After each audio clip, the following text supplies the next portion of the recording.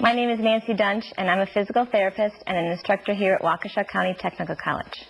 Today we're going to talk about moving, transferring, and ambulating, that is walking, your residents safely. We want to be able to move them safely in order to protect them from any injury, as well as to protect you from any back injury that you may occur. We want to keep the residents moving for several reasons. We want the psychological benefit of keeping their independence as high as possible, as well as to keep them independent in order that you will not have to do as much work and strain your back. In addition, there are a number of physical benefits also. The physical benefits would include having your residents keeping their cardiovascular status, pulmonary, circulatory, and bowel bladder functioning. There's some things we first must consider prior to moving your residents. First thing to remember is that you must take your time. When you rush and move a resident around, it is perceived as being an uncaring gesture, as well as your risk of injury for both yourself and the resident increases. In addition, you want to make sure that you have ample room to maneuver not only the resident but also yourself. You'll be sticking with them when you are walking with them very close, and you need room for two people. So the furniture needs to have some room in between it so you can accommodate both of you. You want that the equipment be regularly inspected for wear.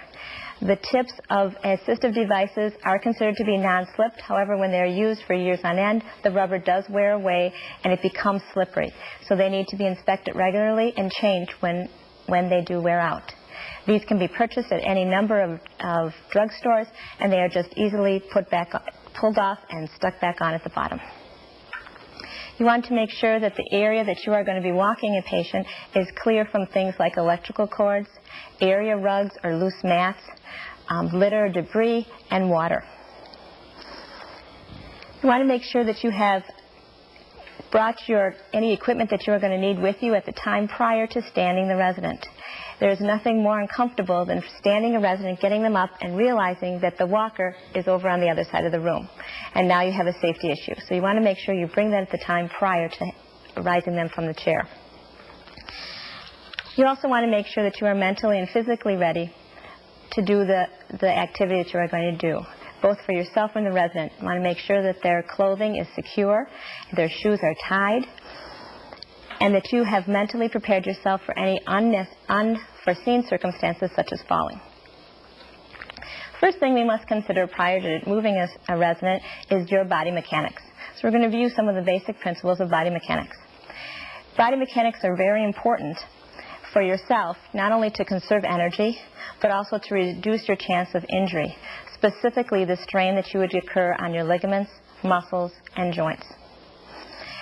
Also, using proper body mechanics will maximize your strength, and therefore the wear and tear that your body takes will be less. Some simple principles of body mechanics are first to remain close to an object.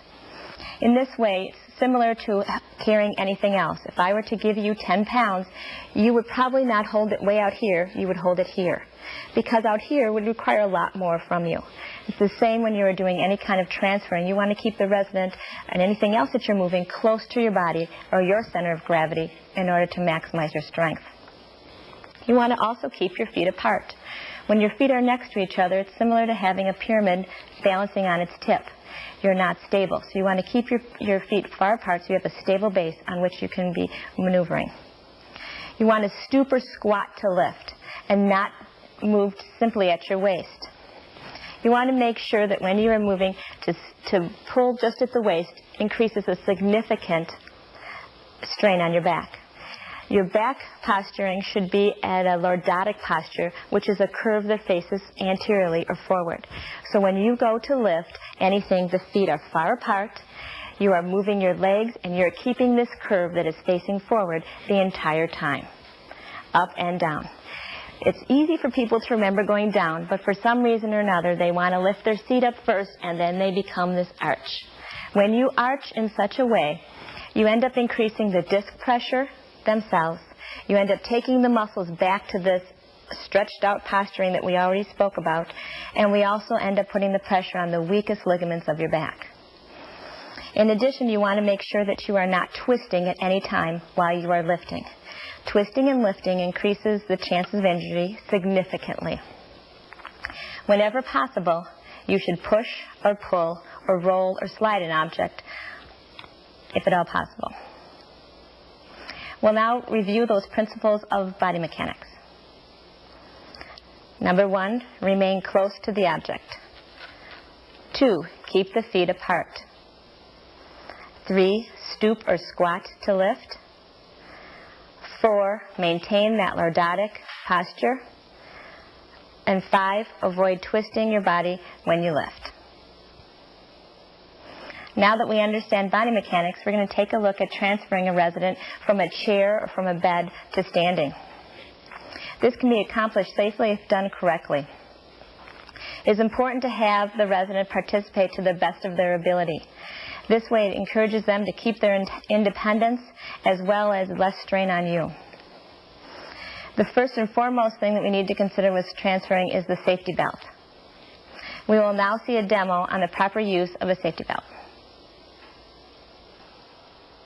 Now we'll take a look at securing a safety belt. You'll notice that the clasp has a side that has teeth on one side and smooth along the other. You'll want to take the end and place it into the side that has the teeth first.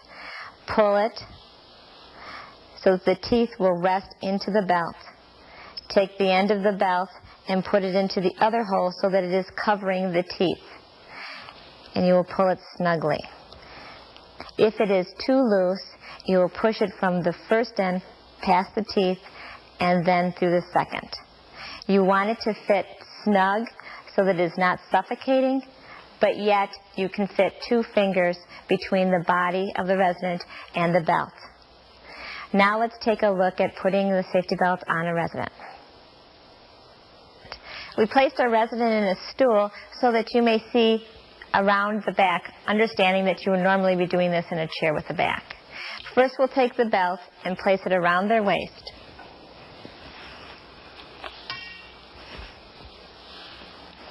We then want to take the end and again put it into the area with the teeth first.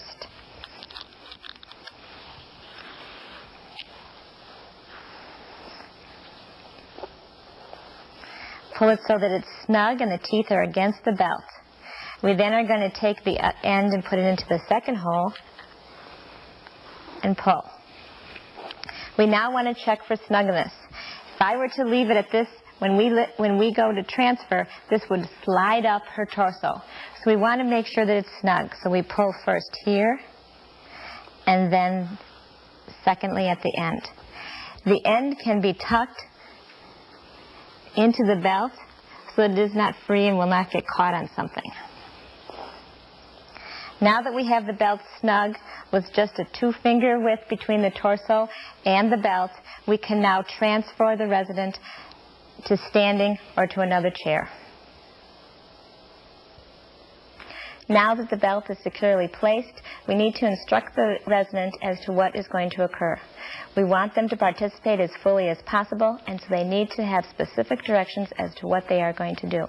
We will now take a look at a demonstration on transferring.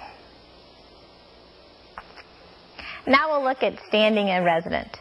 First thing we're going to want to do is move the resident to the edge of the chair or the bed. By doing this, we can have them kind of wiggle to the front. So what we're going to do is have the resident sit upright, and now you're going to take the weight off of one hip by leaning to the other side and move that hip forward. And then shift the weight to the other side and move that hip forward. Once they are to the end of the chair, we're going to have them prepare for standing. The things that we need to consider are feet flat on the floor. Remember, good shoes, nice non-skid shoes. Next, we're going to want hands on the chair or the bed to help push up. We do not want the hands of the resident at any time on you. That makes it unsafe for you and for them. Another thing to remember is to make sure that you have told the resident what we are going to do and what participation you want them to do. What we want to tell them is that we're going to stand, and their participation is twofold: knees straight and hips forward when I tell you. So what we're going to do is put our hands on the safety belt, have the resident lean forward, nose over the toes, and stand. Knees straight, hips forward. Once you are fully both standing, you can then pivot or begin ambulation. In sitting, it's just the reverse. You want to back up to the chair till they can feel it at the back of their legs. The hands, as we sit, are going to go to the chair, not onto you. So we're going to slowly sit down, controlling the motion all the way down. So we're going to go ahead and sit down. Hands towards the chair. Once the resident is safely placed in the chair, you may then stand yourself. Remember, always watch your body mechanics throughout standing and sitting. Let's review the transferring points that we just discussed. Number 1, use the safety belt. Number 2, instruct the resident as to what they are to do. Number 3, move the resident to the edge of the chair or bed. Number 4, have the feet flat on the floor. Number 5, have the resident stand up using hips forward, knees back. Number 6, pivot after the resident is fully standing. And 7, slowly lower the resident down to the seat. Now that we have the resident up, we can start thinking about moving them from place to place. It's really important to keep your residents moving. We spoke about the physical benefits and as well as the independence thoughts. How much they move is not the issue. It's the fact that they keep moving. So even if it's a short distance, that's fine. We'd like to see if the resident is only moving a short distance, that they have a chance to walk several times during the day and not just be sitting the entire day. When beginning to look at ambulation, we want to watch for weight restrictions, specifically following a surgery. Frequently after surgeries, doctors will insist on a certain type of weight restriction, whether it be partial weight bearing or non-weight bearing. That needs to be considered each and every single time that patient or resident is being moved. Again, we want to make sure prior to start walking a resident that the area is free from loose rugs, electrical cords, or other things that the resident may trip on. We want to make sure that the resident has proper shoes. That is, shoes that are securely placed on their feet and are flat. Slip-on slippers do not qualify for proper shoes. They need to be shoes that have a non-slip surface on the bottom and preferably that are tied. If they do not have them on their feet, you need to go get them, because walking them without this is an extreme danger. We want to make sure that any assistive equipment that is being used is fit for that particular resident. The equipment does not come as a one-size-fits-all. They're easily made to fit each and every person, if just turning them upside down and pushing a button. When guarding your resident, you want to make sure, of course, you're using a safety belt, as well as the side that you want to be standing on is the weak side. You want to be standing slightly to the side and slightly behind them. This way, in case they would lose their footing or fall, you can safely help them to the floor. In addition, before walking, you want to know the distance that you're going to be walking and if there are any rest spots or chairs along the way, so that you can plan for any unforeseen circumstances. The first way of walking that we're going to discuss is called standby assist. This is for a resident that is not using an assistive device but may need a little extra help from getting from here to there. Sometimes residents normally walk independently, but after a flu or a bout of illness, they may be weaker and need some extra help. Standby assist is perfect in these situations. And of course, you want to be using the safety belt, explain what is happening and how far they are going to be going, and know the distance and if there are any rest spots or chairs along the way. Let's take a look at how you would help guard a person with standby assist. These are for those times where a resident may have had a bout with illness, such as the flu, or maybe after minor surgery, and they have now returned to the facility. First thing we have done is we've placed the safety belt on, and we are going to take our hand in the middle of their low back, come from underneath the belt, and securely hang on to the belt from behind. With standby assist, we can offer our second hand to the resident for them for further stability. When walking, you are going to guard from slightly behind and to the side. The side that is best to stand on is the side that is considered to be weaker. When pivoting, you want to be sure that you are pivoting in a semicircle and not pivoting on a dime. Pivoting on a dime decreases their stability and therefore puts their balance at risk. We are now going to take a look at using the stairs. When ascending or descending a stair, which foot goes first is crucial. When ascending a stair, you first want the stronger or the good foot to go first. So when going up, it's the stronger foot first, the weak second. When descending, it's just the opposite. The weak leg goes first and the strong second. A way to remember that is when ascending, the good goes to heaven, and when descending, the bad goes to, you understand. Now that we've seen how to help somebody with standby assist and how to go up and down a step, how about the times where that patient has been ill or had a bout of illness and is weaker? What do we do about falling? Let's take a look at what that might look like. Remember, following a bout of illness, such as the flu, stability may be a problem. When walking down a hall, the resident may use the wall as a support.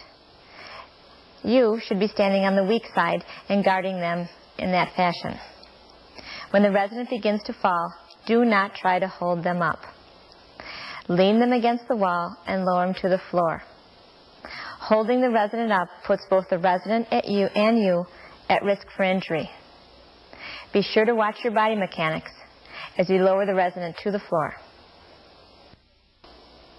Now that we've seen how to safely help someone during a fall, what about using a walker? A walker is used for stability. It offers a great amount of stability, probably the most stability of any assistive device that we have. The important thing to remember with walkers is that all four legs must be on the floor at the same time. It is not a 2+2 type of a device. The walker needs to be placed in a comfortable position ahead, one that does not require bending at the waist from the resident. Of course, we would again be using a safety belt at all times, explain what is happening and how far the resident is to go, and if there are rest spots or chairs along the way. We want to continue to watch our body mechanics throughout the entire time. Let's take a look at ambulation with a walker. In order to fit a walker, you first want to take a look at the handrest to what level it is occurring. We want the handrest to be at the bend of the resident's wrist. This is obviously too tall. So we will take the walker, turn it upside down. All four legs have a little button in which you will push, turn, and wait for the pop. Make sure it's secure. And then chuck it. Do that on all four legs. Fitting a walker is sort of a trial and error. So you fit it so that all four are at the same level, and then try it again on the resident. At this time, and it's a very good time to take a look at the tips on the bottom of the walker to check for wear and to make sure that they have remained non-skid. We then will check it again and see that the handrest is at the bend of the wrist. Another way to show it is that when the hands are on the handrest, that we have a 20 to 30 degree bend at the elbow. Now, to begin walking with the patient, you of course have placed a safety belt on. Your hand is securely in the middle of their back. In order to advance a walker, you want all four legs to hit securely on the ground. You do not want to be doing the 2+2, where you have put two legs, have them start walking, and then the other two, which puts them in a balance deficit. So to begin walking, we'll put the walker forward at a comfortable position. There is no waist bend. Once the waist bends, you're putting it too far ahead. And then the resident will take a step with the weak leg and then the strong. And at that time, move the walker again. So there are 3 steps: walker, weak leg, and then strong. And again, walker, the weak leg, and then the strong. You as an assistant will be standing slightly behind and on the weak side. Now that we've seen how to use a walker properly, what about a cane? A cane offers less stability. The cane should always be used on the unaffected side. That would be the side that would be considered to be stronger. This is important that the weight be transferred to the strong side and used on the strong side as opposed to on the weak side. It is also assists in keeping an upright posture. We don't want to add a poor posture to an already ailing body. Let's take a look at walking with the cane. Much like the walker, we want the hand rest to be at the bend of her wrist. This is too tall. With this particular cane, there is an area that needs to be, a nut that needs to be unscrewed first. We push in the button and pop it in and tighten at the bottom. With a quad cane, we have 4 legs. The legs that are straight go next to the resident, and the ones that stick out to the side go out to the side. Okay. We're going to be using the cane on the strong side, and the guarding where you will be standing will be on the weak side. When walking, you will first have the resident advance the cane first, and a short distance. If it is too far, it will again put them off balance. Then it will be the weak leg, and then the strong leg. And the cane, weak leg, and strong leg. Once they become proficient, they can then use the cane with the weak leg at the same time, and the strong leg second. So that'd be cane and weak leg, and then the strong leg. Again, you will be guarding from the side and slightly behind. Now that we've seen ambulation with the cane, what about crutches? Crutches are an assistive device that requires a fair amount of muscle coordination, balance, and motor control. Fitting of a crutch is crucial. At no time should one rest their armpits on the top of the crutch. There are nerves and arteries that are very superficial at this point, and they can be impeded. This would cause something called crutch palsy, in which the resident would lose function of their hand. Let's take a look at fitting and walking with crutches. With the crutches, it's a little more complicated for fitting. It is important to note the majority of your residents will have already been fitted properly by the professional that prescribed the crutches initially. What we are going to be looking at is 2 things. One is the height of the crutch. The height of the crutch should be such that when it is placed underneath the arm, that there are 2 to 4 fingers that can fit between the top of the crutch and the armpit. This is too tall. To change it, we have the same push button mechanism, and to pop that in. The second thing, now that we put this back, we'll then take our 2 to 4 fingers in between the top of the crutch and the armpit, and in this case we can get 3 fingers in there comfortably. The next thing we will check is the hand rest.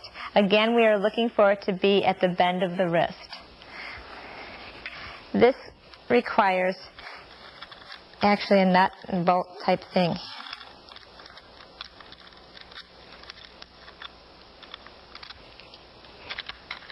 If you take out the bolt and just slide it up and then place the bolts back in.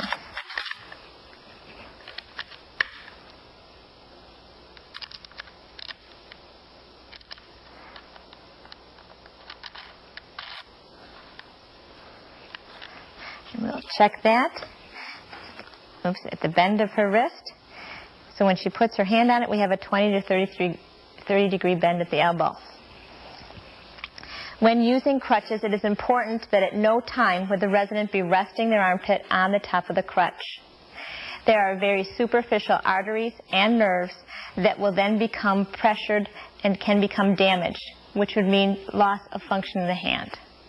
So anytime using the crutches, the top of the crutch pad is not for the armpit, but for the torso, and should be pressed against the torso at all times. We've placed a safety belt on and are grabbing in the small of the back. In order to sequence this, we will want first the weak leg to move, squinch the crutches close to the torso, move them forward, and then the strong leg. And again, weak leg, then the crutches, and the strong leg. At no time during walking or standing should the resident at all be resting their armpit on the top of that crutch.